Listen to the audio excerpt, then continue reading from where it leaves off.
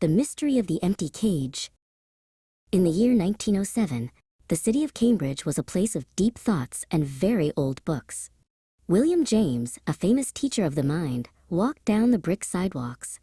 He enjoyed observing how people behaved and why they did the things they did. William stopped in front of a small shop window. Inside, he saw a birdcage.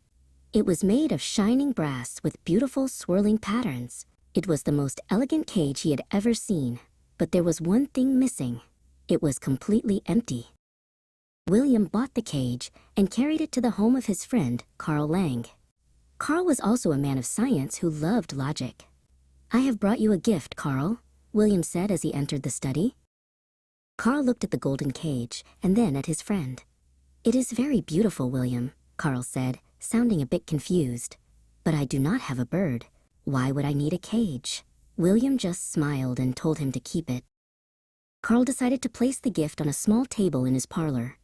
It looked like a fine piece of sculpture next to his tall stacks of papers. He thought that would be the end of the story, but he was wrong. A few days later, a guest named Silas came to visit. Silas stopped in the middle of the room and stared at the cage. "Oh, Carl, when did your bird die?" he asked with a sad face. Carl explained there had never been a bird. The next week, another friend named Edith arrived for tea. She looked at the cage and gasped. "Did the poor thing escape?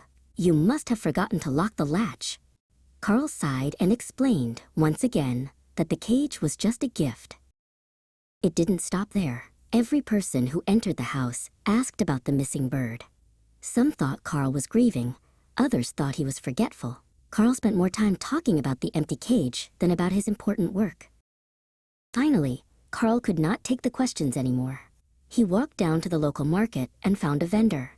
He didn't want the responsibility of a pet, but he wanted the bothering to stop. He bought a small, yellow canary.